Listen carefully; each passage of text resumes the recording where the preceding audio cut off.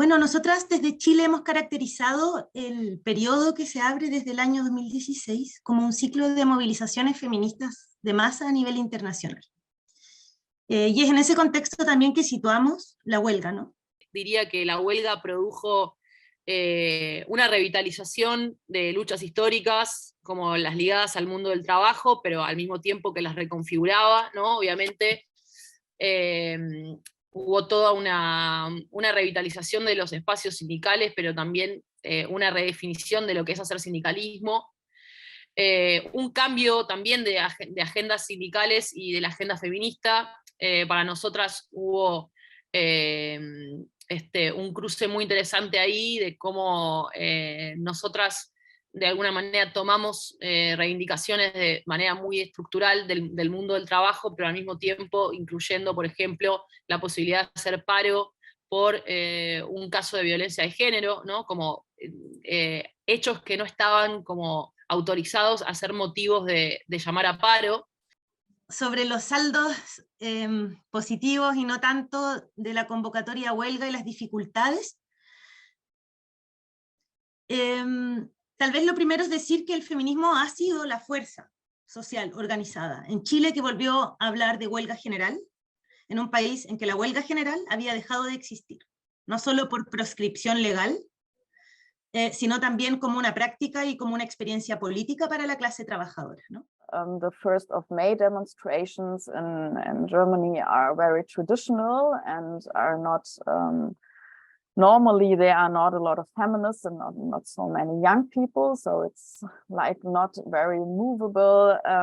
event. And in the last, I would say, 2 or 3 years, the 1st of May demonstrations were also addressed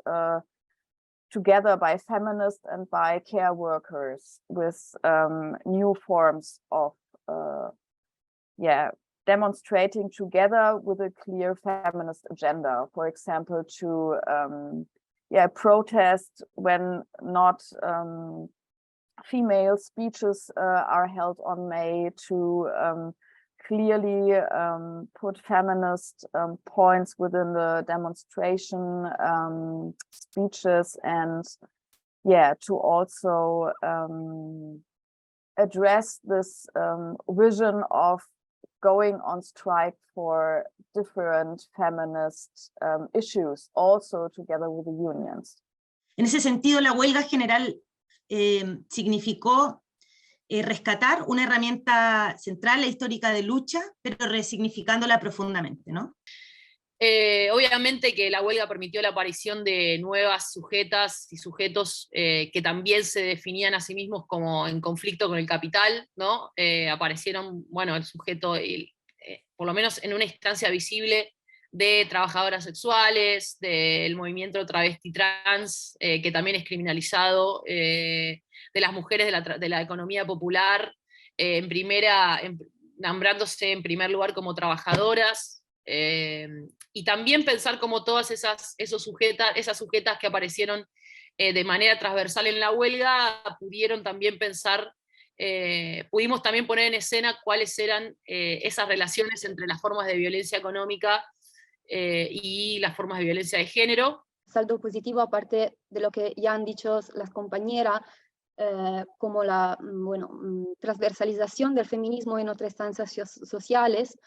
pero también el hecho que nuestro discurso impactaron también en el nivel gubernamental y dieron victoria concreta, como puede ser la legalización del aborto en Argentina, o como puede ser el hecho que ahora se habla mucho de violencia machista, de violencia hacia las mujeres. Es como que había temas que antes no estaban, bueno, lo de siempre, que había temas que antes no estaban en el debate público, que ahora sí que están en el debate público. Temas sobre todo relacionados con la violencia sexual, ¿no? Que antes era un tema muchísimo más silenciado, y a raíz de casos que se dieron en el Estado español durante las convocatorias de la huelga, sobre todo el caso de La Manada es el más conocido, pues se abrió como mucho espacio para hablar de el consentimiento, para hablar del deseo, para hablar de qué sí que no es violencia sexual.